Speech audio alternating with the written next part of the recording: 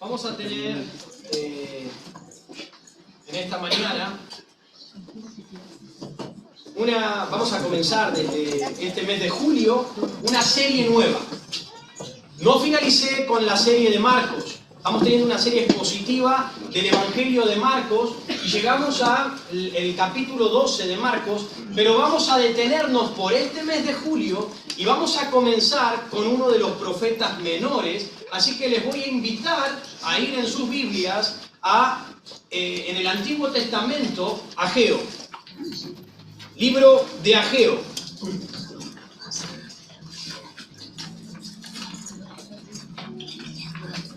Libro de Ageo, para los que quizás no están muy diestros con las escrituras, si van a la mitad de la Biblia, el Nuevo y el Antiguo Testamento, termina con Malaquías. Bien, de Malaquías está Zacarías para atrás y luego está Ageo.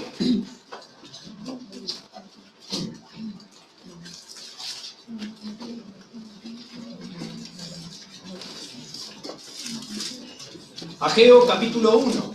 Vamos a leer desde el versículo 1 al versículo 11. Esta es la porción que vamos a tratar en esta mañana.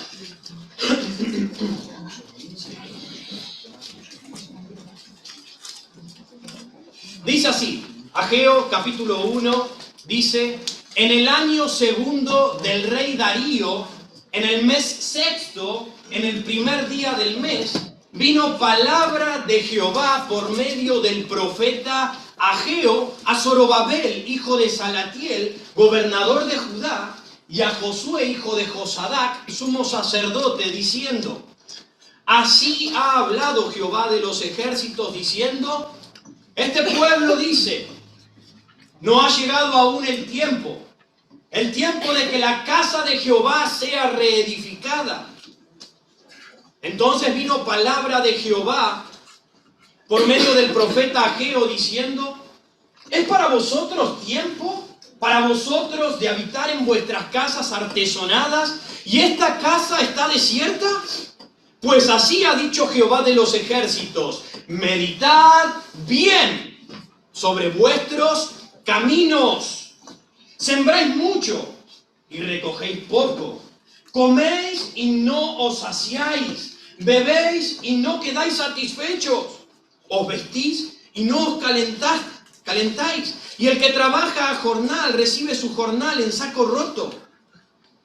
Así ha dicho Jehová de los ejércitos: meditad sobre vuestros caminos. Versículo 9. Buscáis mucho y halláis poco.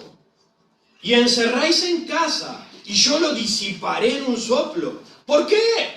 Dice Jehová de los ejércitos: por cuanto mi casa está desierta y cada uno de vosotros corre a su propia casa. Por eso se detuvo de los cielos sobre vosotros la lluvia, y la tierra detuvo sus frutos.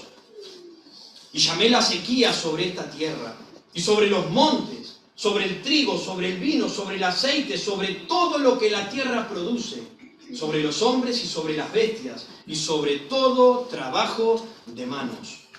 Bendito Dios, rogamos tu dirección en esta mañana. Ruego que me uses a mí, Señor, como tu siervo, como un instrumento, como una herramienta tuya, que tu palabra trate con los corazones y tu Espíritu Santo esté obrando.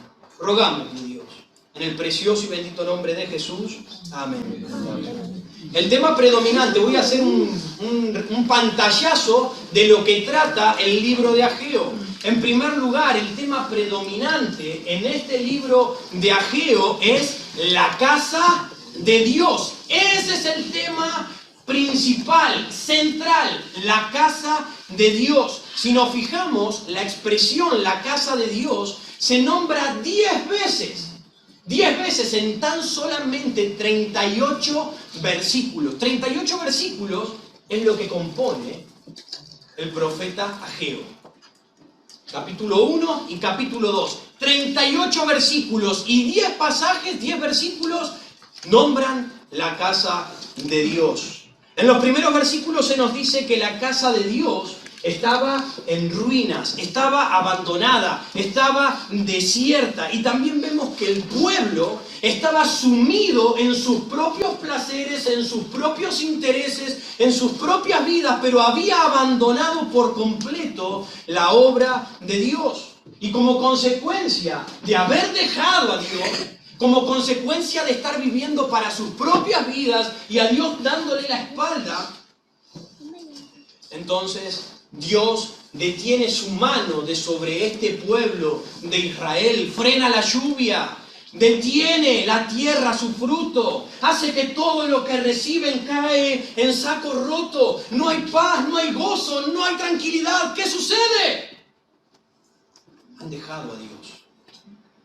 Y por causa de eso, ahora el Señor le pide al profeta Ageo que rete al pueblo de Israel para que puedan reflexionar sobre la incongruencia en su indiferencia. ¿Cómo puede ser que ellos estén viviendo para sí mismos y hayan dejado al Dios del cielo?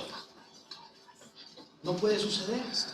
Ahora, en este libro de Ageo, a lo largo de todo el libro de Ageo, vamos a encontrar dos llamados. Y esto lo vamos a ver también más adelante en los próximos mensajes, que van a ser en el mes de julio.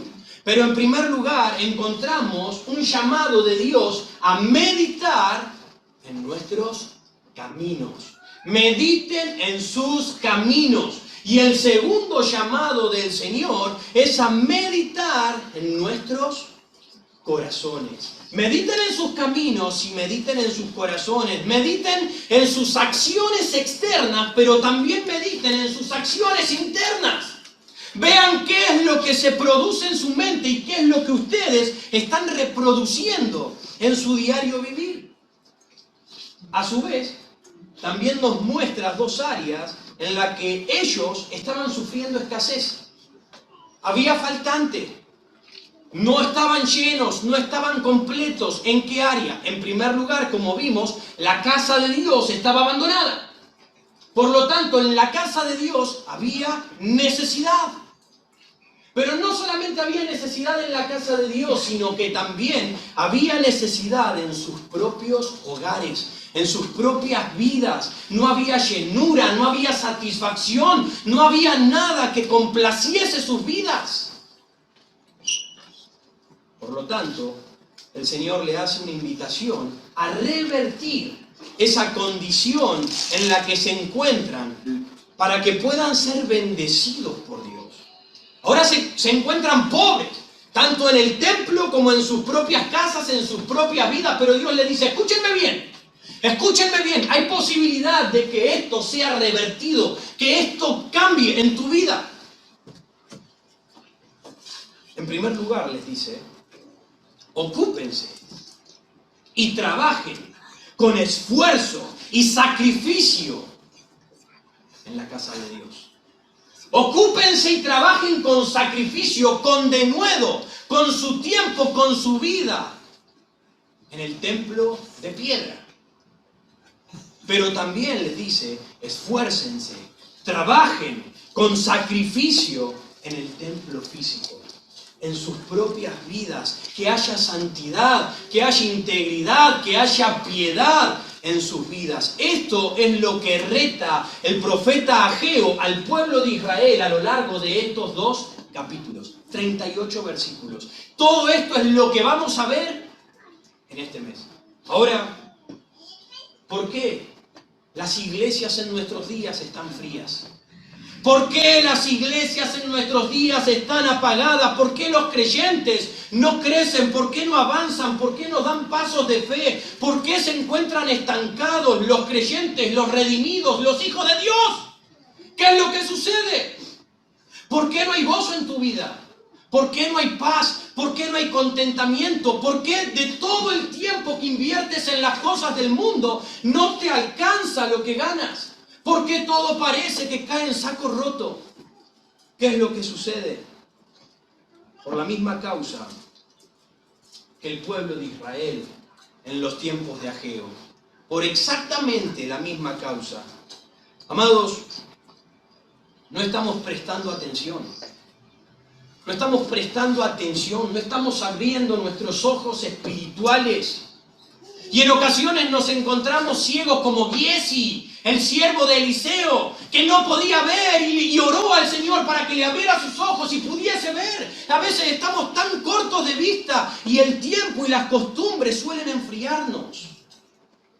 Suelen amoldarnos a un sistema de religión fría, sin sentido alguno, a causa de no meditar en nuestros caminos. Simplemente andamos, simplemente estamos, simplemente vivimos, simplemente venimos a la iglesia porque es domingo y hay que ir a la iglesia, pero se ha transformado en algo monótono, en algo que no tiene sentido alguno en nuestras vidas,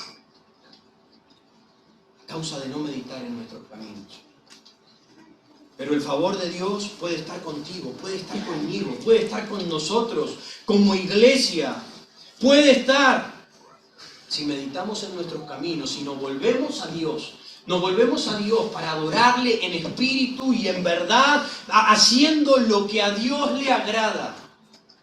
Dios puede bendecir tu vida. Y escúchenme, no voy a sonar como un pentecostal, no quiero sonar con que tienen que traer todas sus cosas y Dios los va a bendecir, vendan sus casas, sus autos y traigan y denlo todo y Dios le va a dar mucho más.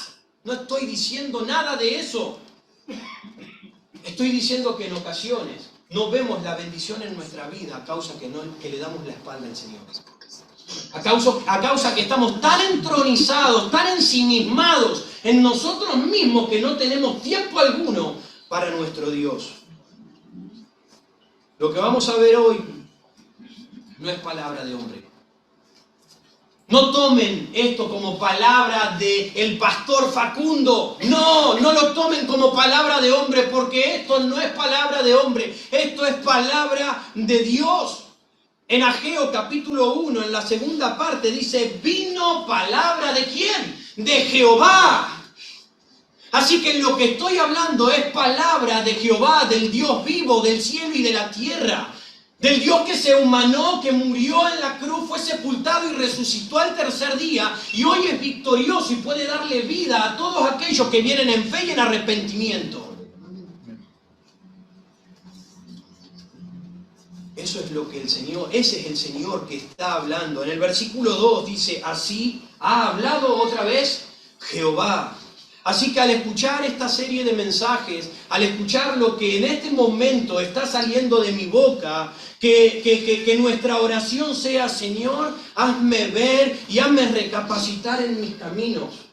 Que pueda ver cómo estoy caminando, hacia dónde me estoy conduciendo. Despierta mi espíritu dentro de mí. Que deje de vivir una religión fría, vaga, vacía, para vivir una relación viva, fuerte en el Señor, para que podamos caminar en su voluntad. Así que nuestro tema en esta mañana es meditar en vuestros caminos. De aquí tenemos que salir en esta mañana meditando en cómo está nuestra vida, en qué es lo que estamos haciendo. Ahora, en el versículo 1 dice, en el año segundo del rey Darío. Para obtener un poco más información respecto de lo que estaba aconteciendo, podemos indagar en el libro de Esdras, el cual es prácticamente en el mismo tiempo y relata cosas que vienen en el libro de Ageo. Así que pueden darnos un poco más de información y enriquecer un poco más la historia. En los dos primeros capítulos de Esdras no lo vamos a buscar ni los vamos a leer, se los voy a resumir. Capítulo 1 y capítulo 2 de Esdras nos habla del regreso de Israel, del cautiverio en las tierras paganas en las que se encontraban cuando fueron llevados cautivos por Nabucodonosor, por Babilonia. Ahora capítulo 1 y capítulo 2 nos muestra que ellos, por autorización del rey Ciro, van a volver de regreso a la tierra de Israel y bajo el liderazgo de Zorobabel. Miles de judíos, miles de israelitas bajo el liderazgo de este hombre regresan de las tierras extranjeras a la tierra de Israel. En el capítulo 3 de Esdras ya nos sitúa en Jerusalén. Ya los judíos, gran parte de los judíos, no todos los judíos, porque parte todavía continuaban allá. Un remanente se fue a Israel. El capítulo 3 de Esdras nos dice que ya se encontraba un grupo ahí y comenzaron la reedificación del templo. Lo primero que construyeron fue un altar para poder empezar a hacer los sacrificios a Dios. Y una vez que construyeron el altar y pudieron hacer sus sacrificios, comenzaron a echar los cimientos de la casa de Dios y dice que hubo fiesta, hubo alegría, hubo música, hubo contentamiento, gritos de alegría, porque se encontraban en la tierra que Dios le había prometido. Porque habían regresado como Dios había dicho que regresarían a su tierra. Porque estaban pudiendo nuevamente volver a construir el templo de Dios. Pero en el capítulo 4 de Esdras hay un cambio importante en la historia. Nos dice que los pueblos vecinos que rodeaban a Israel vieron que estaban empezando a echar los cimientos y estaban construyendo el templo. Y viendo eso, ellos empezaron a presionar, empezaron a molestar, empezaron a oponerse a la obra que se estaba haciendo, usando todo tipo de táctica y todo tipo de artimañas para que la obra de Jehová paralizara. Y el triste resultado de esa oposición que recibieron por los pueblos de los alrededores fue esta. En Esdras 4:24 dice: entonces cesó, paró, se detuvo, finalizó. Cesó la obra de la casa de Dios que estaba en Jerusalén y quedó suspendida hasta el año segundo del rey Darío, rey de Persia, que es donde nos situamos en este momento en el libro de Ageo. Nos dice en el año segundo del rey Darío. Hasta que en el capítulo 5 de Esdras, el Señor usa a sus siervos. Usa a aquellos hombres dispuestos, entregados a su obra, y lo usó a Ageo y lo usó también al profeta Zacarías, a fin de que al hablarle ellos despertaran el espíritu del pueblo y comenzaran nuevamente a trabajar, a invertir y a reedificar la casa de Dios. Así que en el versículo 1, el Señor le habla a Israel a través de este profeta. Y en el versículo 2 dice: así ha hablado Jehová de los ejércitos, diciendo: este pueblo dice, no ha llegado aún el tiempo que la casa de Jehová sea reedificada. En otras palabras, Dios les estaba diciendo: mi casa está desierta, mi casa está abandonada desde aquel tiempo en que Nabucodonosor vino y los llevó cautivos a cada uno de ustedes a aquellas tierras. Los he traído nuevamente a las tierras que yo les he dado, y aún así mi casa sigue deshabitada. Mi casa sigue parada. Nadie se esfuerza ni trabaja para que esta casa prospere. Han edificado sus casas artesonadas. Han invertido mucho en ustedes mismos. Se ven todos muy bonitos. Se ven todos muy lindos, bien vestidos, con todos los bienes, con todos los lujos, con todas las cosas que creemos tener necesidades, que creemos tener. Tenemos todas aquellas cosas. Mientras mi casa está abandonada. Todos caminan por sus caminos, mientras a mí me dan la espalda. Tal vez el pueblo no se detenía a pensar en esa tremenda incongruencia. No estaban pensando. Y creo que en ocasiones tampoco nosotros pensamos. Muchas veces no estamos pensando. ¿El Dios del cielo? ¿De verdad?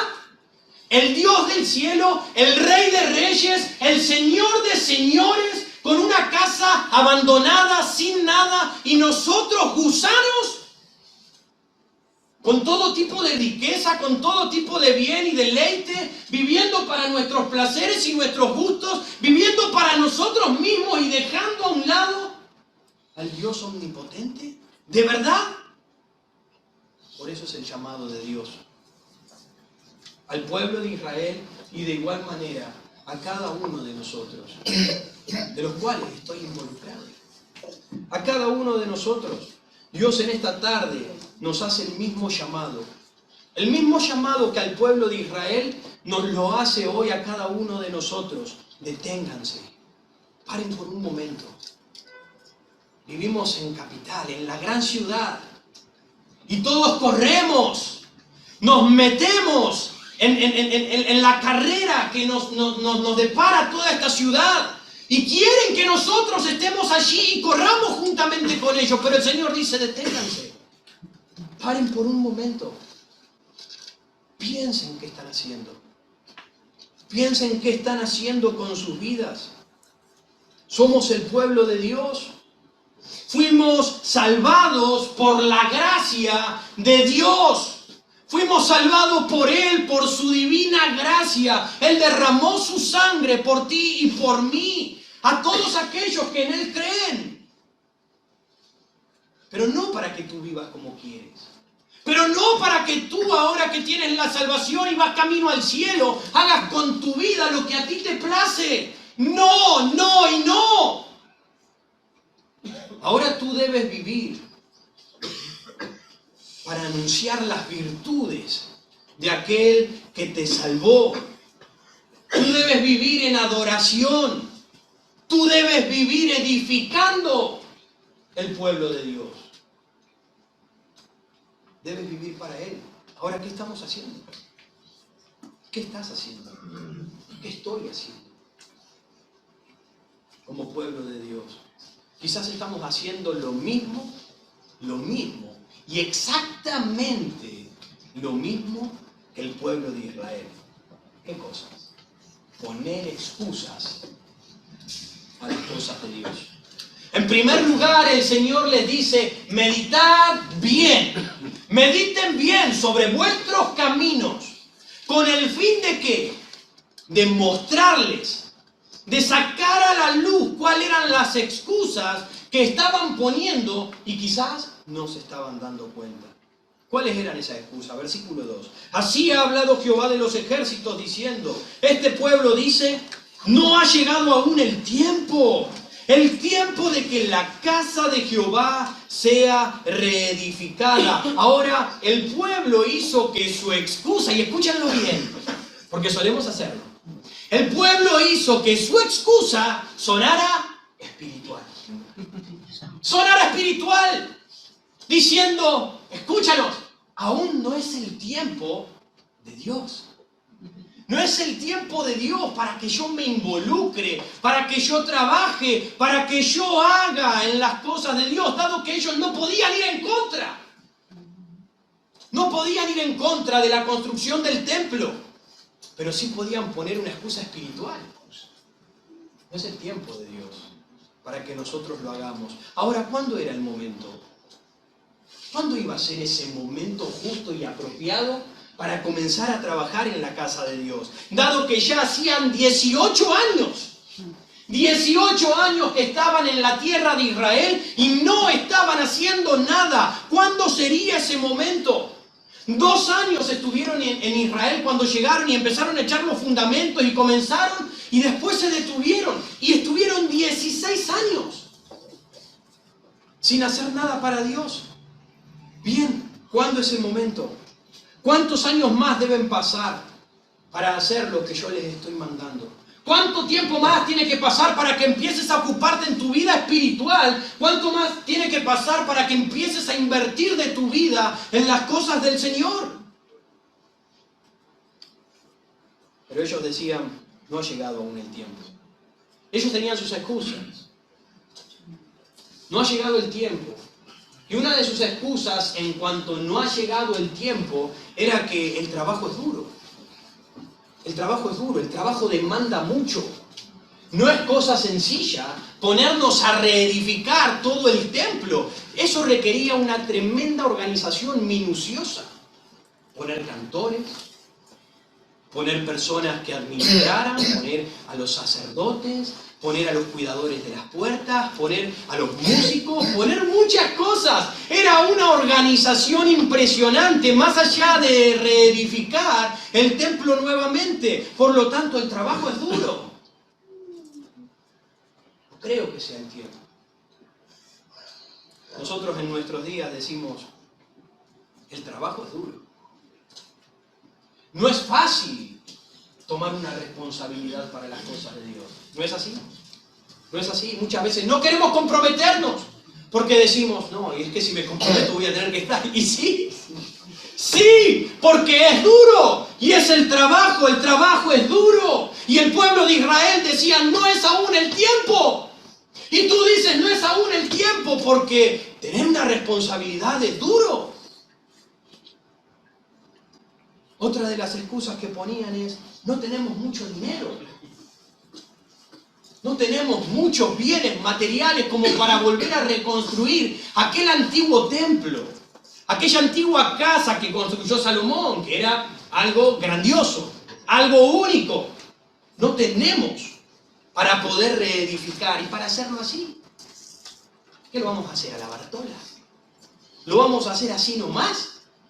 No lo hagamos. No es el tiempo. Cuando tengamos más, entonces seguramente vamos a empezar a trabajar y vamos a poder reconstruir el templo. Y hoy en día nosotros hacemos uso de esas mismas palabras y decimos, y si el espacio es chiquito acá. Si ya estamos todos apretados, ¿qué vamos a salir a evangelizar? ¿Vamos a salir a evangelizar, hermano? ¿A dónde vamos a meter a las personas? ¿Para qué vamos a continuar trabajando?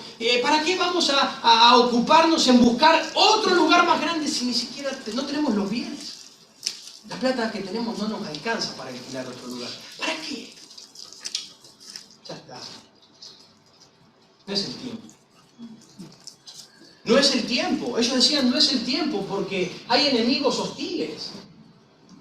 Hay personas que se nos oponen. Hay personas que se levantan contra nosotros, como lo hicieron hace 16 años atrás. Aquello, ¿no te acuerdas?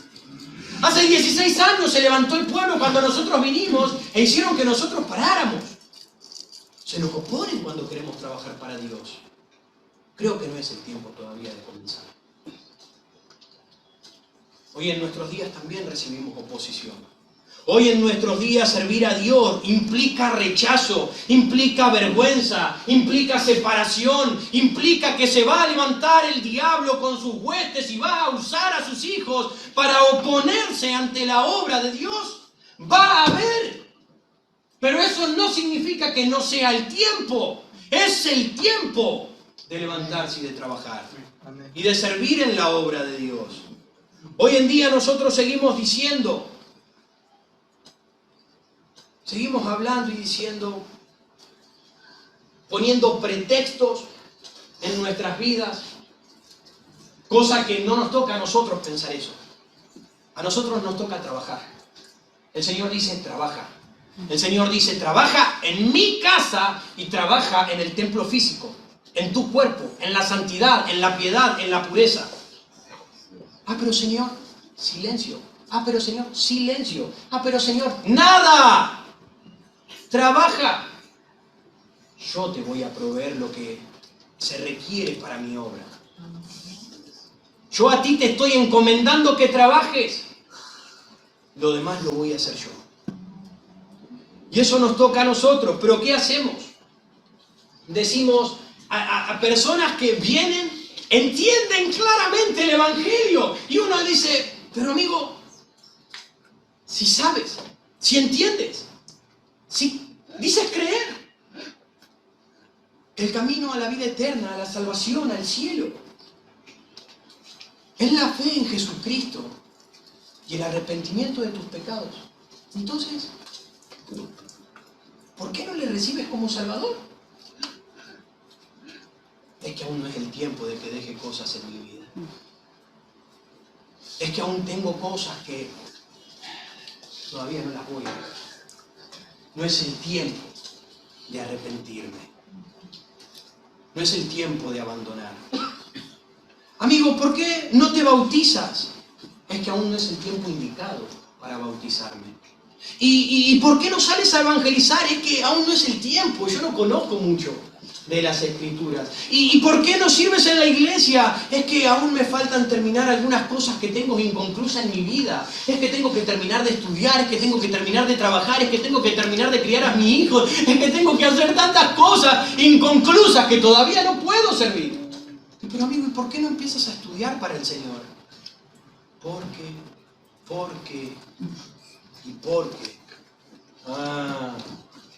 Claro. Ahora lo veo. Ahora lo entiendo. No es el tiempo de trabajar para Dios, pero sí es el tiempo para ocuparlo en nuestros asuntos. Sí es el tiempo para usar el dinero, nuestro tiempo, nuestra vida, para nuestros propios beneficios. Pero aún no es el tiempo. Aún no es el tiempo para Dios. Todavía no ha llegado el momento. David nos dice que él se sentía, que él no se sentía nada bien, se sentía incómodo al él estar viviendo en una casa grande, en una casa llena de oro, llena de todo bien, de marfil y cosas preciosas, y decir, yo, siendo nada, vivir en una mansión como esta, con total lujo, la casa de mi Dios vacía, le provocaba incomodidad. Eso mismo debería producirse en nuestro corazón. Pensar, por la gracia de Dios tengo la casa, tengo el auto, tengo lo que necesito, y más aún, porque el plasma no lo necesitamos, más aún, porque hay cosas que en verdad no las necesitamos, pero el Señor nos la ha dado. Pero vemos a veces la casa de Dios desatendida, la casa de Dios sin nada, la casa de Dios que no puede avanzar, que no puede prosperar. Otra de sus excusas era, no solo no es el tiempo, sino que no tenemos tiempo. Y la realidad es que esa era la verdad. Esa era la verdadera excusa. No tenemos tiempo para ti, Señor. Pero ese no tener tiempo para Dios lo transformaron en espiritual y dijeron no es el tiempo de Dios. Pero en el versículo 2, así es como lo dijeron, este pueblo dice no ha llegado aún el tiempo de que la casa de Jehová sea reedificada. Ahora, seguramente ellos estaban invirtiendo todo su tiempo en sus trabajos, en sus vidas. Miren el versículo 6, sembráis mucho. Estaban trabajando en los campos, en las tierras que tenían. Sembráis mucho. Versículo 9. Buscáis mucho. No solamente siembran, sino que ciegan, recogen, quieren mucho. Así que, claramente, ellos no tenían tiempo. No tenían tiempo para las cosas del Señor. Y ellos seguramente cuando Ageo se les presentó y les dijo, deben meditar sobre sus caminos y deben volverse a Dios y ocuparse de las cosas de Dios. ¿Cómo pueden ustedes estar en casas artesonadas y vivir de esta manera en la casa de Dios así? Miraron a Ageo. ¿Me estás cargando? ¿Sabes la cantidad de trabajo que tenemos en este tiempo? Ageo, estamos en tiempo de siega. Hay mucho trabajo en los campos. ¿Tú no te das cuenta? Claramente no es el tiempo de trabajar para Dios. No tenemos tiempo para Él. Pero esto es algo que se escucha en nuestros días. Cada vez que uno dice, hermano, ¿vas a venir? Me encantaría, no tengo tanto trabajo.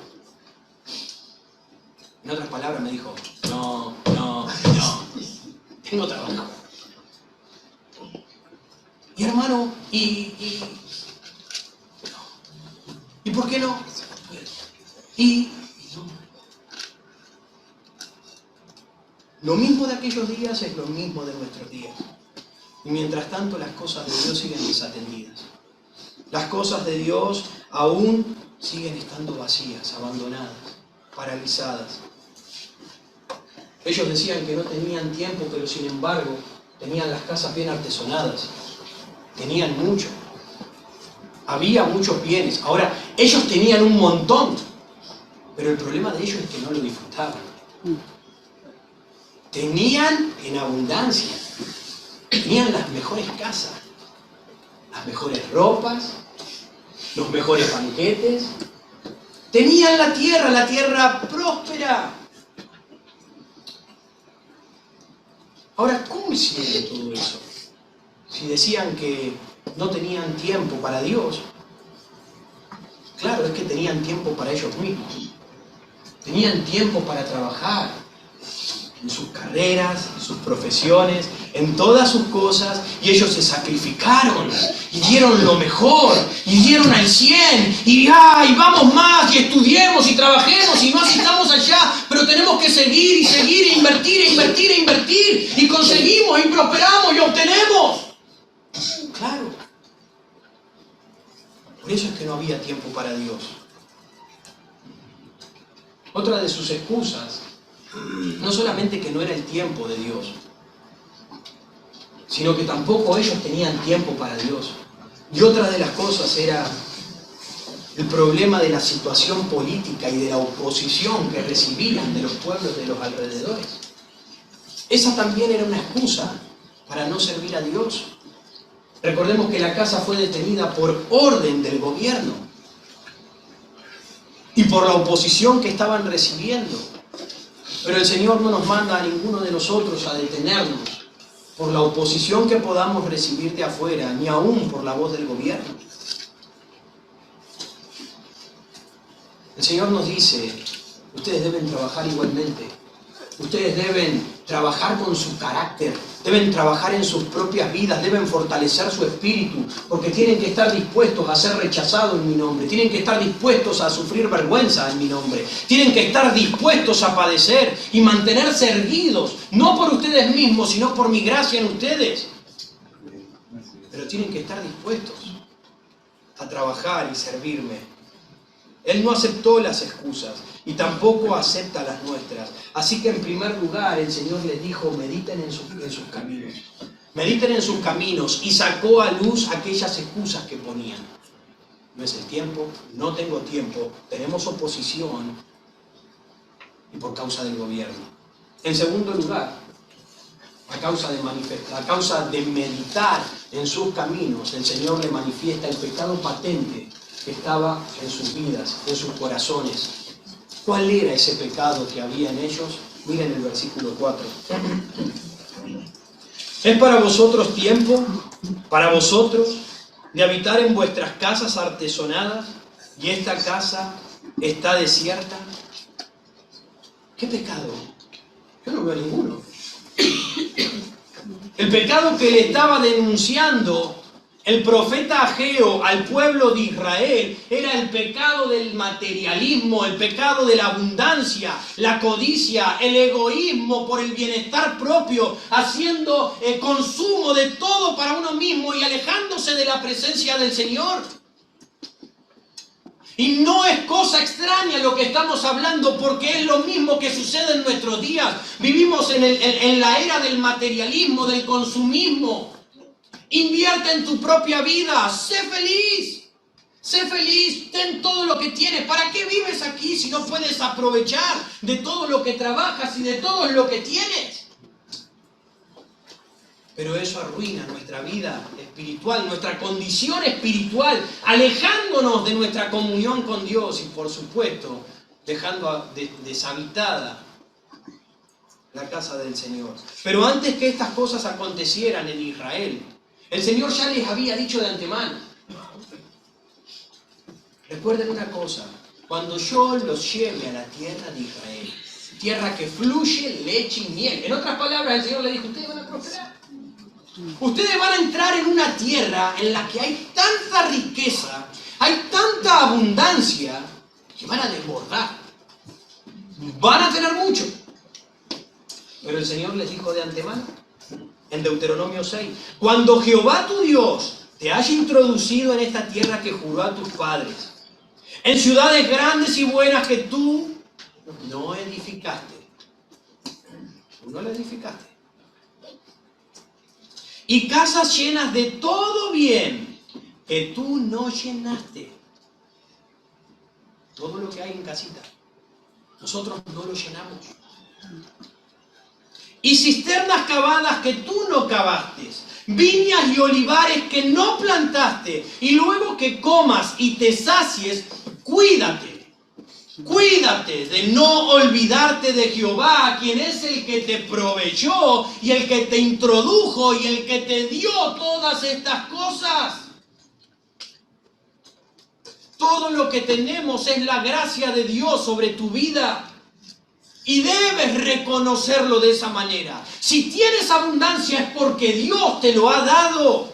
Y esa abundancia no es para que te encierres en ti mismo y vivas para ti mismo y lo gastes para ti mismo y puedas verte cada vez más lindo y puedas tener cada vez más. No. Todo lo que te ha dado, te lo ha dado para su gloria. Para su gloria. Todo lo que tienes, el Señor quiere que tú lo uses para su gloria. ¿Te ha dado buena salud? Úsala para su gloria. ¿Te ha dado una familia? Úsala para su gloria. ¿Te ha dado bienes materiales? Úsalo para su gloria. No estoy hablando de venderlos, ojo. No estoy diciendo nada de eso. Úsalo para su gloria.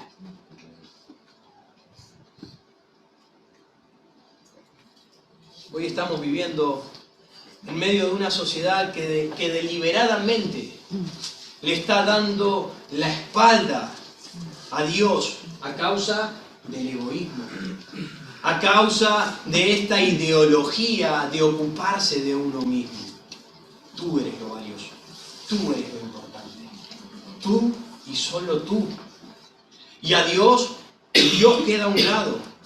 Existe un enorme peligro de caer en la idolatría adorándonos a nosotros mismos, postrándonos ante nosotros mismos, queriéndonos de nosotros hacer un Dios, pensando yo merezco esto. ¿Qué tiene de malo? Yo lo merezco. ¿Para qué trabajé? ¿Para qué hago todo esto? Yo merezco tener esto, yo merezco ser feliz, yo merezco todo lo que tengo, lo merezco. Recuerda una realidad que muchas veces se nos va de la mente.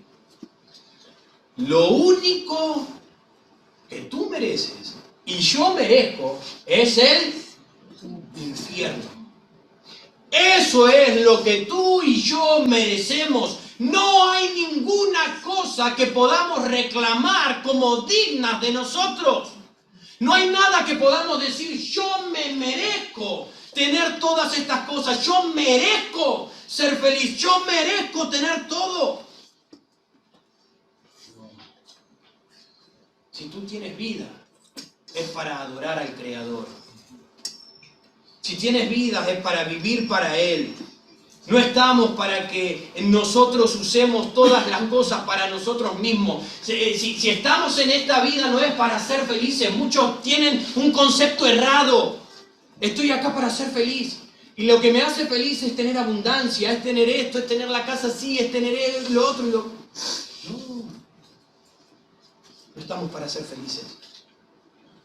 Estamos para el Creador. No estamos para servirnos a nosotros, estamos para servir al que te salvó. Para eso estamos. Recordemos la exhortación de Juan que dice, hijitos, guardaos de los ídolos.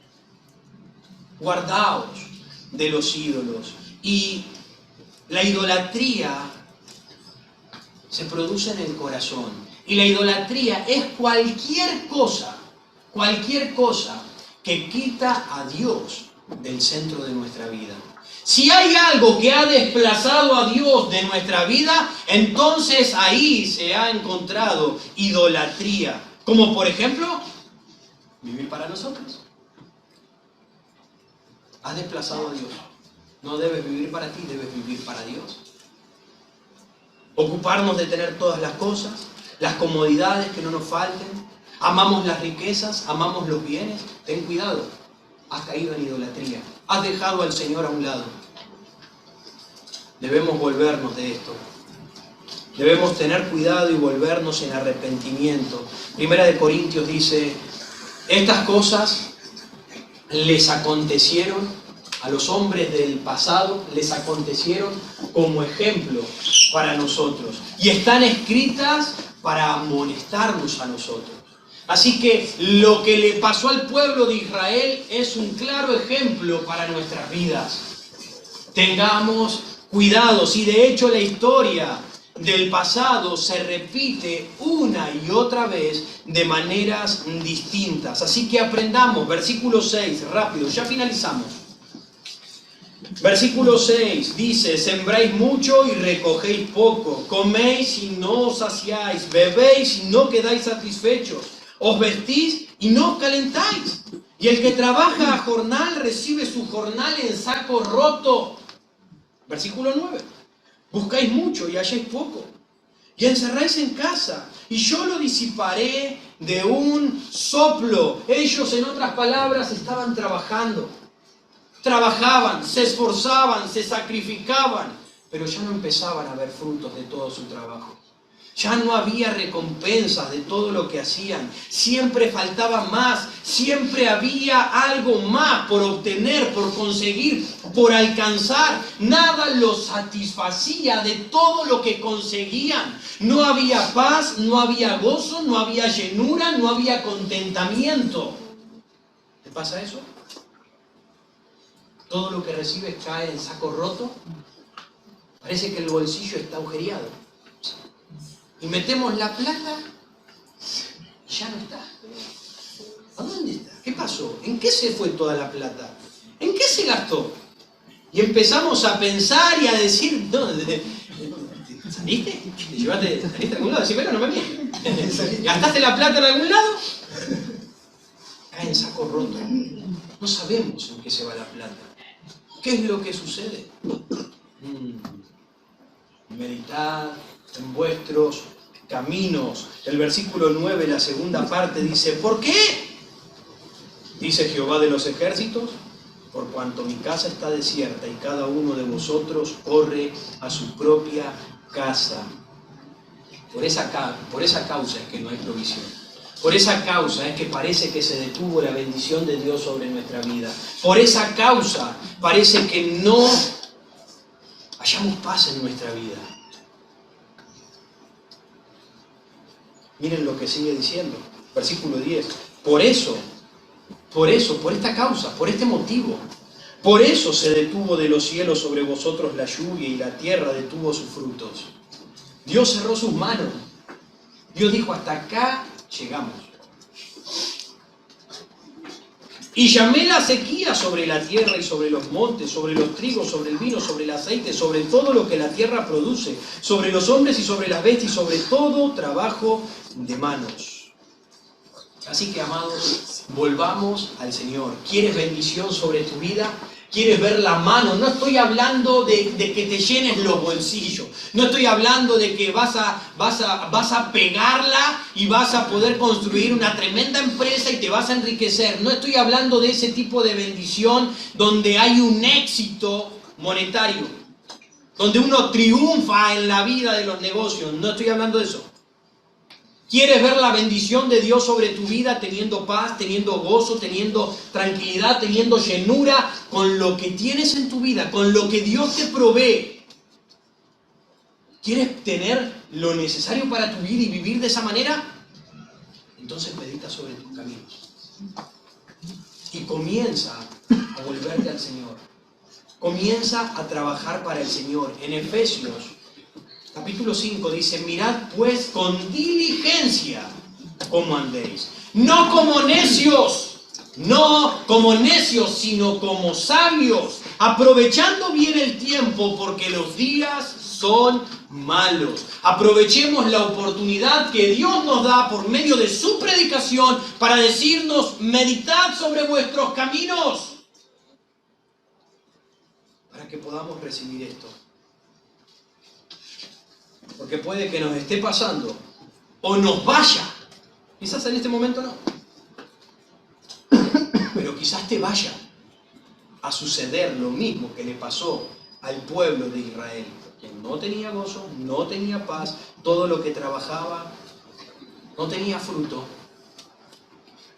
a causa de no mirar al Señor, a causa de estar entronizados en sus propios negocios, a causa de estar metidos en sus propias vidas, a causa de estar poniendo excusas para no dar y no servir y no entregarse al Señor. El Señor dice: meditad bien sobre vuestros caminos. Y que ese meditar en nuestros caminos nos haga reflexionar en las excusas que estamos poniendo diariamente en nuestro diario andar, y que ese meditar en nuestros caminos nos ayude a ver cuánta idolatría hay en nuestro corazón. Para que nos volvamos a Él y le demos lo que corresponde. Demos al Señor lo que le corresponde. Pongamos en primer lugar en nuestras vidas al Señor. Debe ser lo primero el Señor. Él debe ser lo primero en nuestras vidas. Su casa, sus negocios, sus asuntos deben ser importantes para nosotros. Oramos. Bendito Dios, damos gracias por tu palabra, por haber usado al profeta Ageo para exhortar al pueblo de Israel, y estas mismas palabras que nos son de ejemplo, Señor, a cada uno de nosotros, para meditar cómo estamos andando. Ayúdanos a ver, Señor, aquellas excusas que ponemos. Ayúdanos a ver la idolatría de nuestro corazón. Ayúdanos a detenernos, Señor, a ver cómo estamos andando, la tristeza, la insuficiencia que hay en nuestras vidas y lo mucho que te necesitamos. Obra, Señor, en nuestras vidas. Obra, Señor, en nuestros corazones.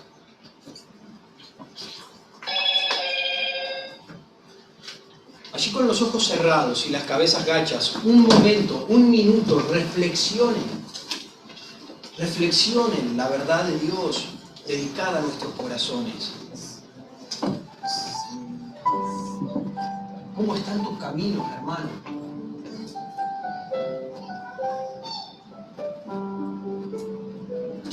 ¿Cómo estás tú aquí que quizás no tienes al Señor? Estás entre nosotros, pero aún sabes que estás camino al infierno. Aún no tienes a Cristo, aún vives para ti mismo. Amigo mío, Dios te invita a través de su predicación, a través de su Santo Espíritu, obrando en el corazón, a recibir a Jesucristo, arrepentirte de tus pecados, creer en Cristo como el único sacrificio suficiente para tu vida.